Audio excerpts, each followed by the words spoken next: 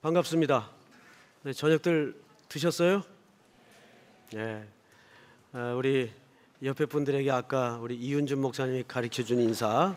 새벽에 잠은 죽습니다. 인사 좀 하세요.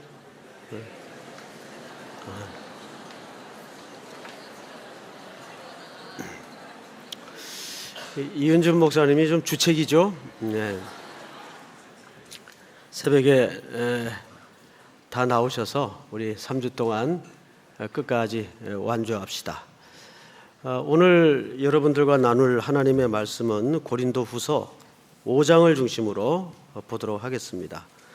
우선 저녁 강해가 한 주 걸러졌기 때문에 우리가 지난 시간 뭘 했나 좀 기억이 안 나죠? 장막에 대해서 공부를 했었습니다. 사도 바울이 직업이 뭐였어요? 텐트를 만드는 사람이었습니다. 그래서 그 텐트라는 임시적 성격에 대해서 누구보다도 이해를 잘 갖고 있던 사람이었어요. 그런데 바울이 성경에 기록하기를 우리 몸을 뭘로 묘사했습니까? 임시처소, 텐트 또는 장막으로 묘사를 했습니다. 1절을 보시면 이렇게 돼 있어요. 만일 땅에 있는 우리의 장막집이 무너지면 하나님께서 지으신 집 곧 손으로 지은 것이 아니요 하늘에 있는 영원한 집이 우리에게 있는 줄 안다. 이렇게 돼 있어요. 느낌이 좀 이상하네요. 내 지금 뭐 빼먹은 거 없죠? 순서 정상적으로 진행되는 거죠? 빼먹은 거 없죠? 네. 거긴 아닙니다. 예, 이상하게 뭔가 빼먹은 게 있는 것처럼 느껴져가지고 기도 저녁 때는 가끔 안 해요 원래. 아니 오늘 뭐 하루 종일 기도했는데 이따 할게요 끝날 때. 정상적으로 가는 것 같아요. 사도 바울이 여기서 이제 두 개념을 일부러 대조를 시킵니다. 손으로 짓지 않은 집과 또 텐트를 대조시키죠. 텐트는 말 그대로 뭘로 만드는 거죠? 손으로 만드는 거예요. 그래서 임시적 성격을 갖고 있습니다. 그런데 우리는 손으로 짓지 않은 영원한 처소가 기다리고 있다. 그걸 우리가 안다. 그래서 영원한 것과 임시적인 것을 일부러 대조시키고 있습니다. 이 대조는 왜 필요할까? 자, 2절을 볼까요? 참으로 우리가 여기 있어 뭘 하죠? 탄식하며 하늘로부터 오는 우리 처소로 덧입기를 간절히 사모한다. 자, 이 본문이 좀 우리가 그냥 일반적으로 읽으면서 이해하는 개념과 굉장히 좀 다릅니다. 그래서 해석이 쉽지 않은데 참으로 우리가 여기 있어라는 말은 우리가 어디 있다는 얘기예요. 임시 장막을 걸치고 있다 그 말이에요. 아직은 인간적인 육신의 장막에 머물러 있다 그 얘기를 사도 바울이 우리가 여기 있어 이렇게 표현을 한 겁니다. 그런데 성경을 보시면 우리가 여기 있어 뭘 한다고 되어 있죠? 탄식하며. 그래서 이 부분이 오해가 빚어질 소지가 많은 거예요. 그러니까 마치 우리가 아직 유한한 육체의 몸을 입고 있고 병들고 죄짓고 하는 이 몸에 머물러 있기 때문에 우리가 탄식 속에 있다 그 얘기가 아니에요. 사실은 반대의 이야기를 사도 바울이 하고 싶은 겁니다. 우리는 이 유한한 육신 장막, 임시 텐트와 같은 몸을 걸치고 있어요. 이 몸은 상하기도 하고 욕종의 아픔도 있고 고통도 겪고 유한함 때문에 속도 상해요. 그런 탄식이 아니라 그런 몸이기 때문에 반대로 어디에 대한 소망과 그리움이 절절하다는 얘기입니까? 영원한 처소를 덧입는 것에 대한 그리움과 절실함이 열렬해진다 그 말이에요. 그 이야기를 사도 바울이 여기서 뭘로 묘사했나요? 탄식으로 묘사했어요. 그러니까 그 영원히 덧입혀질 영원한 집이 내게 임하는 그 순간까지 그 시간에 대한 기다림이 얼마나 열렬하게 사모되었던지 그 묘사를 탄식함으로 기다린다 그렇게 얘기하는 거예요. 이걸 보통 우리가 인간의 세상에서는 뭐라고 얘기를 합니까? 상사병이라 그래요. 상사병에 걸리면 정말 어떻게 됩니까? 몸이 아프고 신경이 마비되고 죽어요.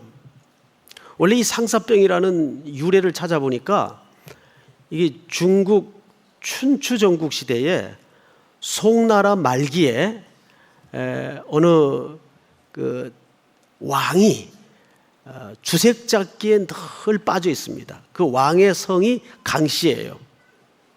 근데 이 사람이 얼마나 여성을 탐닉했던지 심지어는 자기 집안에 노비들의 와이프까지 빼앗아서 후궁을 삼는 지경에 이른 겁니다. 근데 그 중에 정말 금실이 좋은 부부가 있었어요. 근데 이 금실 좋은 부부의 아내를 송나라 왕이 빼앗아 버리는 겁니다. 해서 노비는 저 멀리 다른 죄를 뒤집어 씌워서 귀향을 보내요. 귀향 가기 전날 이 노비가 슬피 울면서 왕에게 하소연을 합니다. 하룻밤만이라도 아내와 정을 정리할 수 있도록 시간을 좀 허락해 주십시오. 그마저 이런 지하에 거절을 해버리고 쫓아버려요. 그것도 억울한 죄명을 뒤집어 씌우고. 그는 귀향을 떠나서 거기서 쓸쓸히 빼앗긴 아내를 사모하면서 죽어요. 그런데 이 소식을 후에 얼마 있지 않아서 후궁으로 들어간, 그때는 왕의 명령이니까 가라면 가고 오라면 오고 서라면 서는 시대니까 아내가 듣게 됩니다. 그리고 스스로 목숨을 끊어버리죠. 그런데 이 왕이 얼마나 못됐던지 이 두 부부의 무덤을 저 멀리 떨어뜨려 놔요. 거기에서 한 그루 나무가 자랐답니다. 그게 상사수래요, 이름이. 거기에서 상사병이라는 말이 유래되었다는 전해 내려오는 이야기가 있어요. 그것이 실화인지 진짜인지는 모르겠는데 그런 유래가 있습니다. 그래서 상사병이 어떤 증세가 있나 좀 찾아봤어요. 근데 재밌는 증세가 있더라고요. 여기 해당되는 분들이 한 몇 가지가 있나 한번 들으면서 헤아려 보세요. 상사병에 걸리면 아침에 눈을 뜨면 그 사람의 얼굴부터 생각이 난다. 당연하겠죠? 혼자 하루 종일 별 이유 없이 웃음만 나온다. 실성한 사람 같이 되는 거죠. 아침 일찍 일어나고 밤늦게 잠들어도 피곤하지가 않다. 하루 종일 핸드폰을 손에 들고 살고 전화벨이 울리면 심장이 두근두근 떨린다. 무엇을 하건 눈에 그 사람의 얼굴이 계속 그려진다. 자신을 꾸미는 시간이 자꾸만 늘어난다. 그 사람에 대해서 하루하루 매일매일 궁금하다. 온 세상이 핑크빛으로 아름답게 느껴진다. 사랑 노래, 사랑 글귀, 멜로, 영화 모두가 내 얘기 같아진다. 좋은 장소를 보면 자신도 모르게 스크랩을 하게 된다. 커플이란 단어를 보면 자기도 모르게 설레인다. 상대방과의 공통점을 찾게 된다. SNS에 개별적인 사진첩을 추가하게 된다. 무의식적으로 노트에 그의 이름과 하트가 남발하게 된다. 나도 모르게 아기가 된다. 이렇게 15가지를 상사병의 증세라고 적어놨더라고요. 이 내용을 웃으면서 읽으면서 우리가 오늘 이 탄식이라는 주제를 만나면서 이 탄식은 사실은 예수님에 대한 그리움의 갈증이에요. 사도 바울의 모든 신앙의 일생은 여기에 기초해서 살았습니다. 그러다가 제가 우리 그 신앙의 대선배인 손양원 목사님이 지으신 노래 하나가 있어요. 혹시 우리 50대 넘은 분들은 이 노래가 한두 번쯤은 들어봤을 노래입니다. 근데 한 40대까지만 해도 이 노래를 거의 부르지 않았을 거예요. 근데 가사가 굉장히 좋아요. 제가 그 가사를 한번 한 절만 불러드릴게요. 이게 손양원 목사님이 그 순교자 그분이 지은 주님 고대가입니다. 이 가사 한마디 한마디에 주님을 그리워하는 그 탄식함이 빼곡히 녹아져 있습니다. 낮에나 밤에나 눈물 머금고 내 주님 오시기만 고대합니다. 가실 때 다시 오마 하신 예수님 오 주여 언제나 오시렵니까? 고적하고 쓸쓸한 빈 들판에서 희미한 등불만 밝히어 놓고 오실 줄만 고대하고 기다리오니 오 주여 언제나 오시렵니까? 뭐 이렇게 해서 6절에 걸친 아주 귀한 우리 선배가 남긴 노래가 있어요. 이 시간에는 우리 손양원 목사님의 태양의 후예가 아니라 손양원 목사님의 후예들이 직접 출연하셔서 이 곡을 한번 특성으로 찬양을 올리겠습니다. 박수로 한번 맞아주시기 바랍니다.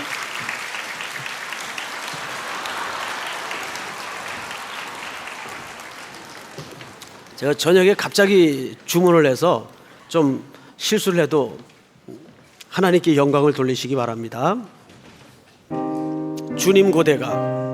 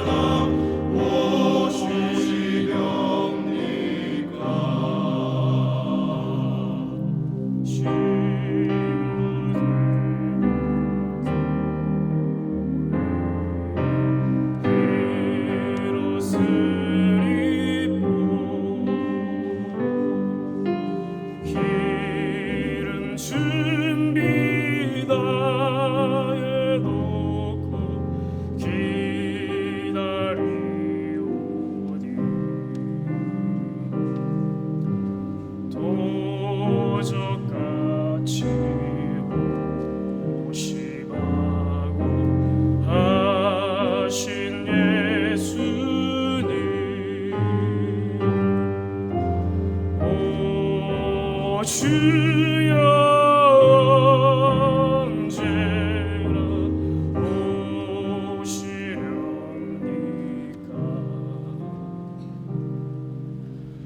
전면을 하루같이 기다린 주님, 내가 오만하다는 것 볼 수 없소서. 이 시간도 기다리고 계신 예수님, 오 주여 이 시간에 오시옵소서.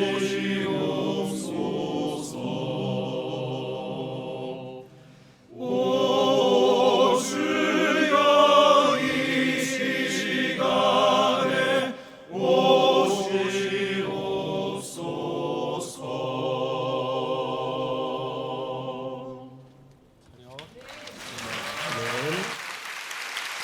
네, 수고하셨습니다. 저녁에 막 급조된 팀이라 좀 어색했어도 양해해 주시기 바랍니다. 근데 이 가사를 보면 손양원 목사님이 그 고문과 또 환란 속에서 너무 힘들어서 이 노래를 만들어냅니다. 근데 그 구절을 보면 얼마나 영원한 소망의 집이 자기 일생에 덧입히기를 탄식함으로 열망하는지 그 내용이 빼곡히 잘 담아져 있죠. 그래서 오늘 4절을 보시면 이렇게 되어 있어요. 5장 4절을 보시면 한번 같이 읽어볼까요? 4절 시작. 사막에 있는 우리가 짐진 것 같이 탄식하는 것은 벗고자 함이 아니요 오히려 덧입고자 함이니 죽을 것이 생명의 삼킨 바 되게 하려 함이라. 여기에서도 2절과 같이 탄식한다라는 표현이 등장을 합니다. 그 2절과 4절은 사실 같은 맥락에서 표현을 한 거예요. 즉 바울은 탄식할 정도로 절절한 기다림을 가지고 주님 재림을 소망하고 있는 겁니다. 그런데 여기서 우리가 주목해야 될, 아주 조심해야 될 표현 하나가 눈에 띄는데 뭐냐 하면 이렇게 되어 있습니다. 3절, 이렇게 입으면 우리가 벗은 자들로 발견되지 않으려 함이라. 여기 벗는다는 말은 무슨 뜻일까요? 성도에게 다가온 물리적인 죽음을 얘기해요. 이 당시 헬레니즘 사상의 가장 굵은 기초는 이원론주의자, 거기에서 영지주의가 뿌리를 가지고 있죠. 그러니까 영과 육은 분리되어서 이해를 갖는 신학 체계를 얘기합니다. 이 영지주의자들의 폐해가 당시 고린도 교회 안에 굉장히 심각한 신학적 혼란을 갖다 줍니다. 그래서 육은 무조건 더러운 것이고 영은 깨끗한 것이고, 그래서 영과 육을 철저히 분리해서 생각을 합니다. 그런데 주님은 어떻게 말씀하셨나 볼까요? 우리 고린도전서 15장을 한번 보십시다. 고린도전서 15장 12절을 보세요. 15장 12절 한번 같이 읽겠습니다. 시작. 그리스도께서 죽은 자 가운데서 다시 살아나셨다 전파되었거늘 너희 중에서 어떤 사람들은 어찌하여 죽은 자 가운데서 부활이 없다 하느냐. 자, 여기에서 예수님이 강조한 게 뭐죠? 너희 중에 어떤 사람들은 어찌하여 죽은 자 가운데서 부활이 없다 하느냐. 만일 죽은 자의 부활이 없으면 그리스도도 다시 살아나지 못하셨으리라. 이건 뭘 강조하는 걸까요? 우리의 육체의 부활을 강조하는 겁니다. 그러니까 사도 바울도 예수님도 성경을 통해 우리에게 가르치시는 가장 중요한 초점은 우리 그리스도인들이 죽으면 영혼만 이렇게 떠돌아 어디를 가는 게 아니라 우리의 무엇까지 새로워진다는 얘기죠. 부활 후에 우리의 육체적 부활까지를 포함하고 있는 겁니다. 그 신학적인 무질서 혼란을 예방하기 위해서 오늘 고린도후서 5장에 보면 그걸 철저히 지적을 하죠. 자, 4절에서도 뭐라고 되어 있는가 하면 참으로 이 장막에 있는 우리가 짐진 것 같이 탄식하는 것은 벗고자 함이 아니요. 여기서도 마찬가지로 벗고자 하는 것은 그리스도인의 물리적인 죽음을 얘기하겠죠. 그러니까 우리가 육체가 죽으면 육체는 아무것도 아니다. 그냥 재와 같이 흙과 같이 없어지는 것이다. 영혼만 이렇게 이해를 갖는 이원론주의에 빠진 사람들이 있다 그 말이에요. 그래서 바울이 그런 고린도 교회의 혼란을 알고 있기 때문에 4절에서 그 부분을 유독 탄식하는 그리스도의 다시 오심을 열망하여 기다리는 언어 속에 그 내용을 함께 담아내고 싶었던 거죠. 그런 의미에서 4절을 다시 한번 읽겠습니다. 참으로 이 장막에 있는 우리가 짐진 것 같이 탄식하는 것은 벗고자 함이 아니요 오히려 덧입고자 함이니 죽을 것이 생명에 삼킨 바 되게 하려 함이라. 그러니까 우리의 육체가 부활의 생명을 통해서 어떻게 된다는 얘기죠? 새로워진다는 얘기예요. 여러분, 육체의 부활을 믿습니까? 우리가 영혼만 부활하는 게 아니에요. 우리의 육체가 반드시 하나님 앞에 함께 새로운 몸을 입고 부활을 한다는 사실입니다. 자, 그러면 5절을 한번 보십시다. 곧 이것을 우리에게 이루게 하시고 보증으로 성령을 우리에게 주신 이는 하나님이시니라.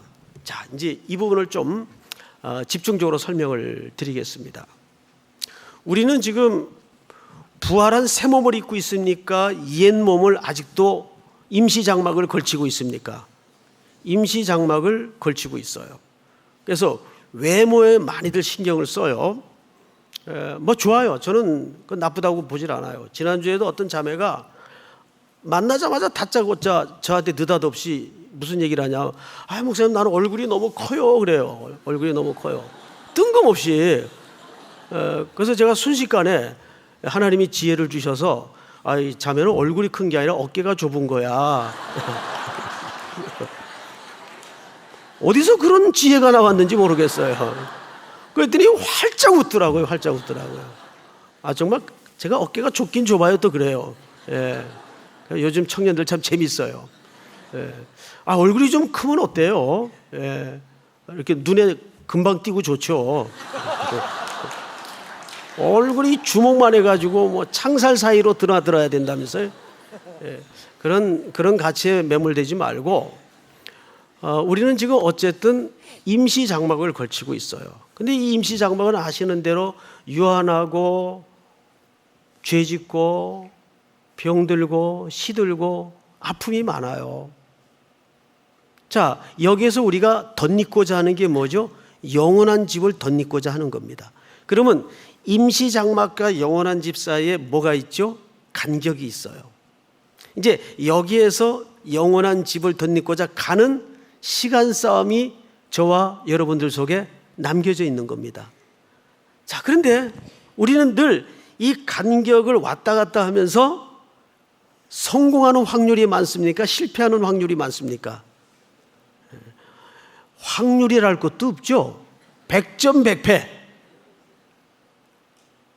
또 넘어지는 걸 여실없이 확인할 뿐이에요.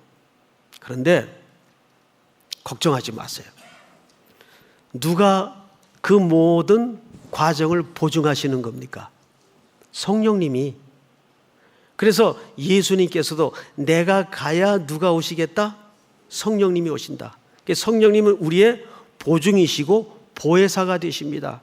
그래서 우리의 연약함을 아시기 때문에 성령님이 로마서 8장에 보면 탄식함으로 우리를 도와주신다 그랬어요.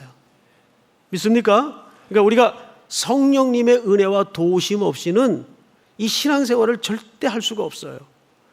그런데 내가 이 험하고 멀고 긴 싸움을 어떻게 감당하나 고민이 많아요. 왜 고민할까요? 성령님께 주권을 맡기지 않기 때문에 그렇습니다. 그래서 사도 바울이 에베소 5장 8절에서 항상 강조하는 바가 뭐죠? 오직 성령의 충만을 받으라. 그 말은 양적인 개념이 아니라 성령께 내 인생의 주도권을 맡겨라, 이양해라 그 말이에요. 오늘도 성령이 우리에게 뭘 주세요? 보증을 하신다 그래요. 보증이라는 말은 뭐예요? 말 그대로 담보물이라는 뜻입니다. 삼위 하나님은 우리에게 어떤 담보물을 이미 확증해 주셨습니까? 십자가의 아들을 내어주심으로 그 사랑을 확증해 주셨어요. 거기에 우리의 완성된 미래적, 그러면서도 현재 진행적 그림이 있습니다. 십자가 사건은 시간이라는 개념 속에서는 과거지만 그 사건은 오늘도 여전히 진행되고 있고 그 진행되는 미래 속에 완성된 그림이 있어요. 그 완성된 그림의 목적지까지 우리 홀로 갈 수 없기 때문에 성령님을 보내셔서 우리와 같이 가는 게 아니라 우리 속에 그분이 내재하신다는 거죠. 믿습니까? 그분이 그렇게 우리에게 보증이 되신 겁니다. 그러니까 우리는 홀로 싸우는 싸움이 없어요. 딱 하나 우리가 감당해야 될 싸움은 순종하고 그 주권을 그분께 드리느냐 내가 붙드냐의 싸움이에요. 자, 5절을 다시 보세요.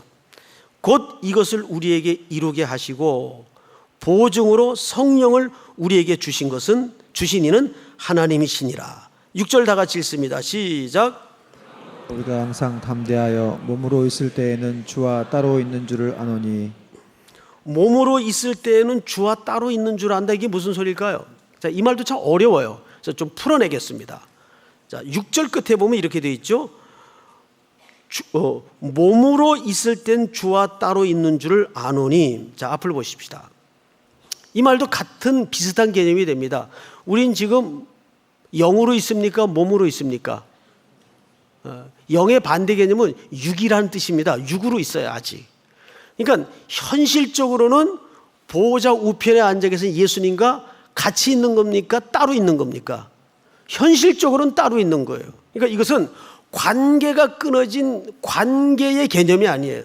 주님과 우리는 여전히 주와 피조물로서 하나님과 백성으로서 관계가 현실적으로 돼 있어요. 그런데 또 하나의 현실이 뭐냐면 몸과 주님은 현실적으로 따로 있다 그 말이에요. 우리의 몸과 주님은 하나님의 보좌에 계세요. 우리는 아직도 몸에 거하여 있습니다. 이건 우리가 직면한 신앙의 현장이고 현실이에요. 그런데 7절을 볼까요? 이렇게 되어 있습니다. 이는 우리가 믿음으로 행하고 보는 것으로 행하지 아니함이로라.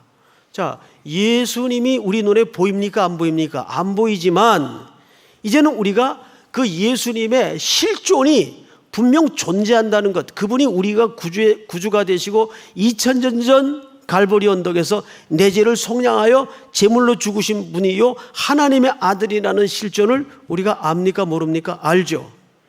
지금부터 우리는 그래서 눈에 보이는 것으로 사는 것이 아니라 보이지 않는 것으로 산다는 말은 그 예수님을 알기 전까지는 우리의 모든 가치세계, 삶의 패턴, 방향들이 어디에 몰두하고 살았습니까? 이 땅의 것들을 몰두하고 살았어요. 그게 골로새서의 또 하나의 주제죠. 너희가 땅의 것을 버리고 위의 것을 생각하라. 그러니까 그것은 영의 것을 생각하라 그 말이죠.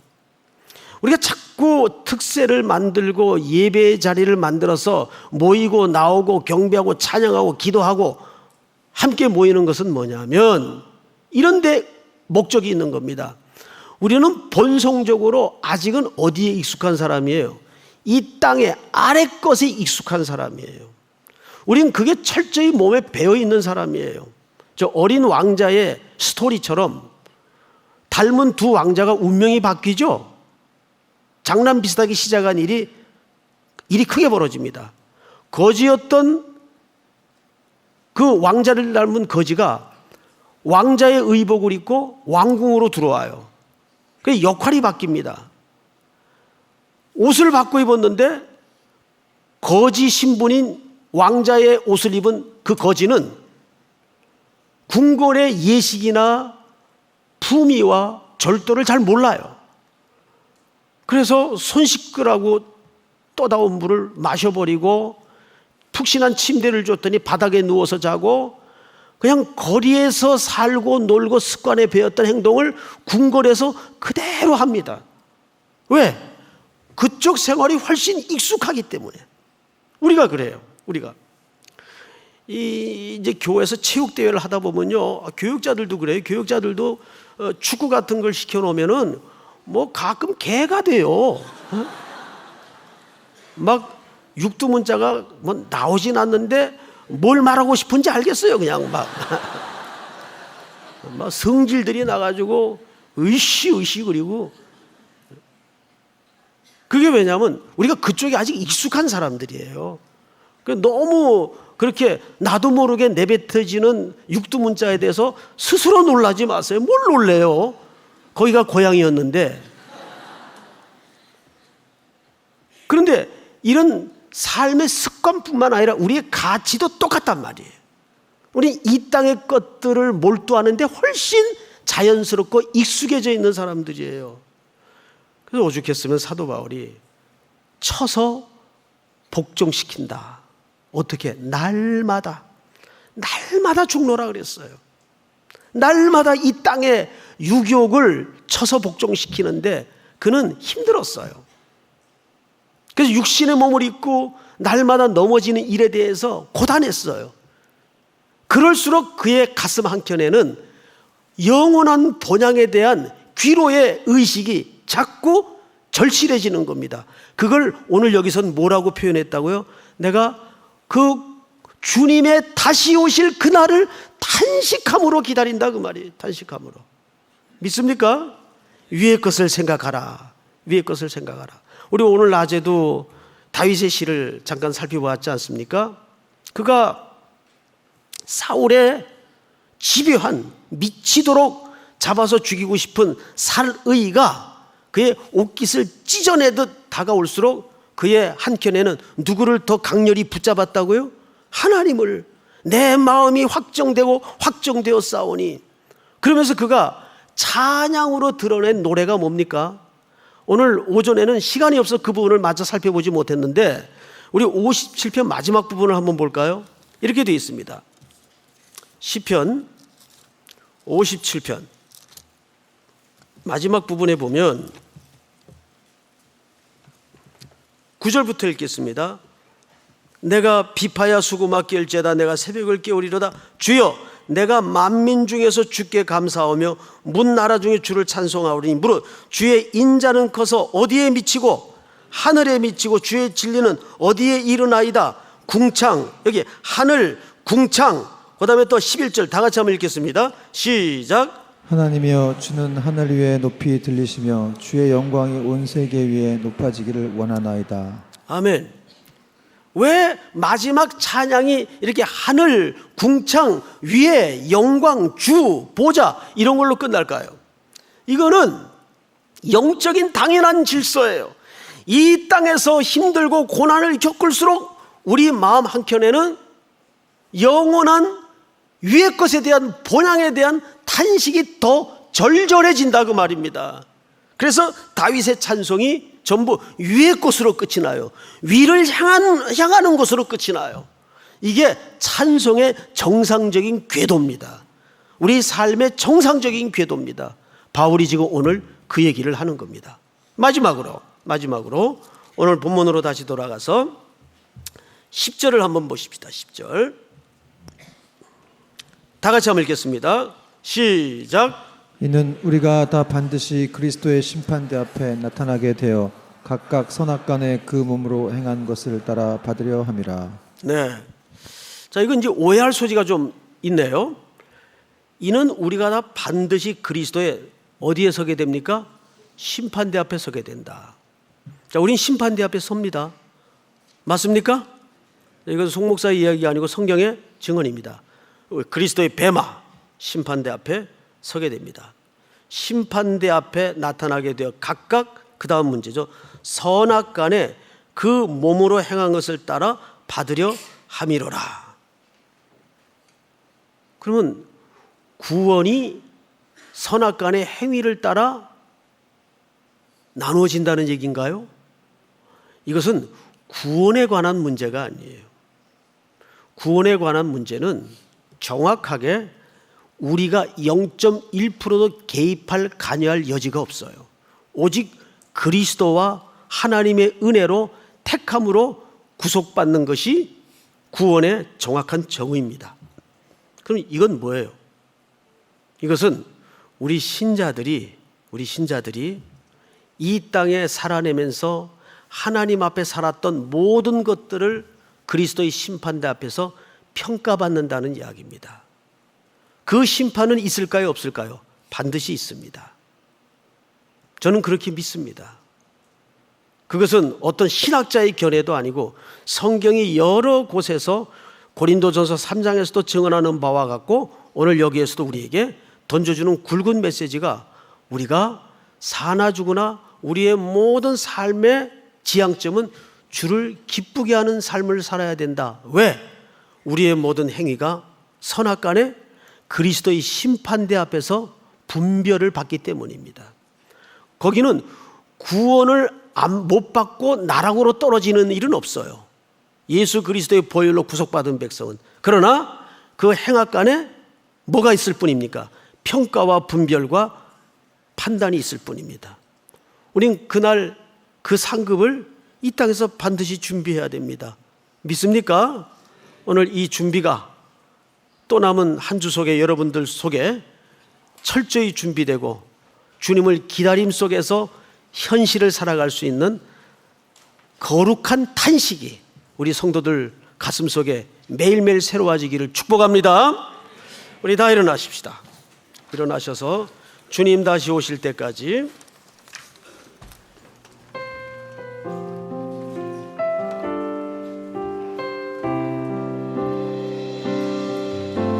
주님 다시 오실 때까지 나는 이 길을 가리라.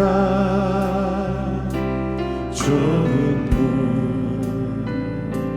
좁은 길 나의 십자가 지고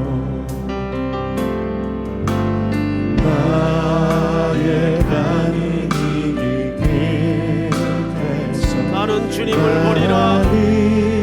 주님을 보리라. 영광에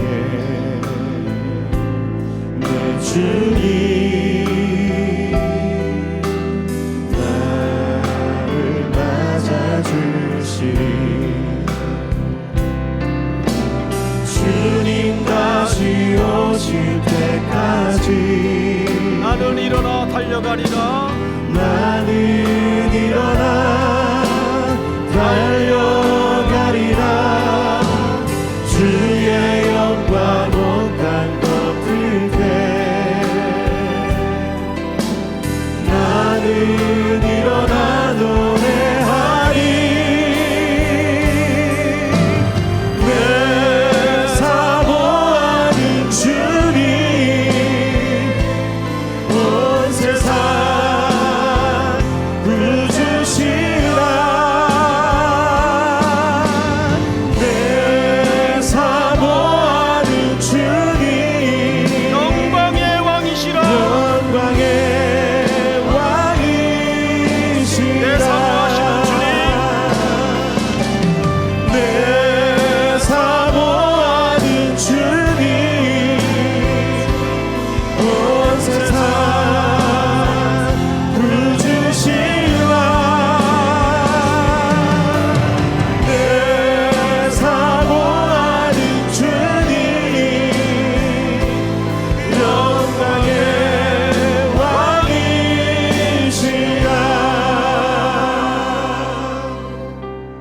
기도하겠습니다.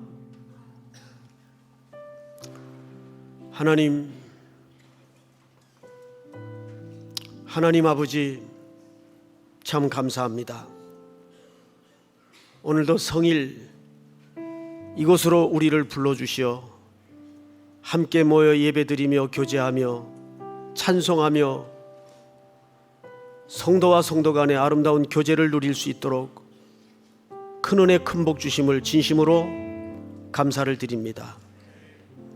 오랫동안 준비하던 36자 특별 새벽 기도회가 내일 새벽부터 시작됩니다. 예수 한 분만으로 충분합니까? 라는 질문 앞에 모두가 용감하고 담대함으로 대답을 준비할 수 있는 3주가 될 수 있도록 도와주시고, 오늘도 종일 이곳에서 드려진 7부 예배까지의 모든 영광을 주님만 받아주시옵소서. 이 저녁 주신 말씀처럼 우리의 유한한 육체를 덧입고 사는 나날이 힘겹고 어렵고 고단합니다. 그러나 이것을 피하고자 함이 아니라 그렇기 때문에 다시 오실 주님을 목마르게 애타게 기다립니다. 우리 속에 잃어버린 이 그리움에 기초한 탄식이 매일매일 새로워질 수 있도록 도우시고, 그 그리움에 대한 탄식이 우리가 사는 이유가 되게 하시고 동력이 될 수 있도록 도와주시옵소서. 한 주간도 만나야 될 사람들, 처리해야 될 일들, 부딪히고 감당해야 될 사명들이 있습니다.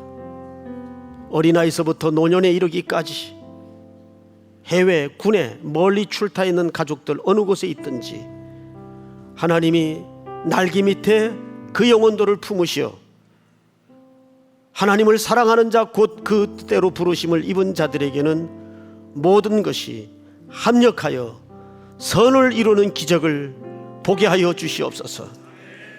특별히 취직 때문에, 진로 때문에 고민하는 우리 청년들, 잠잠히 하나님의 시간을 믿음으로 인내를 가지고 기다릴 수 있도록 도우시고, 서둘러 인간의 방편이나 인간의 수단에 넘어지지 않도록 함께하여 주시옵소서. 우리 장로님들서부터 교회의 모든 일꾼들, 목자들, 간사들, 교사들, 저들의 땀 흘린 노고를, 교회를 위하여 애쓰고 수고한 눈물을 기억해 주시옵소서. 하나님께서 우리 삼일교회를 1954년 3월 1일 피로 값주고 사시 오늘까지 한 해 한 해 기적과 기적 속에 걷도록 이끌어 오심을 감사합니다. 영원히 신랑 예수 오시는 그날까지 우리 교회의 주인은 주님만이 되시고, 우리는 그의 자녀로 하나님이 누리도록 허락하신 행복과 땅끝까지 명하신 주의 명령의 즐거움을 매일매일 사모하며 순종할 수 있도록 인도하여 주시옵기를 간절히 원합니다. 이제 새벽을 깨우는 3주로 출발합니다. 돌아가는 어두운 밤길도 동행해 주시고, 몸이 고나고 마음이 지쳐 이 자리에 함께하지 못한 성도들까지 안위하시고 품어주시고 같은 자비로 덮으시며, 특별히 경제적인 공공함에 어찌할 바를 알지 못하는 성도들의 슬픈 현실을 기억해 주시옵소서. 지금은 우리 구주 예수 그리스도의 은혜와 하나님 아버지의 크신 사랑과 성령님의 교통하심이 오늘 머리 숙여 경배를 드리는 모든 3일의 성도들 머리 위에 복중의 생명까지 영원토록 함께 있을지어다. 아멘.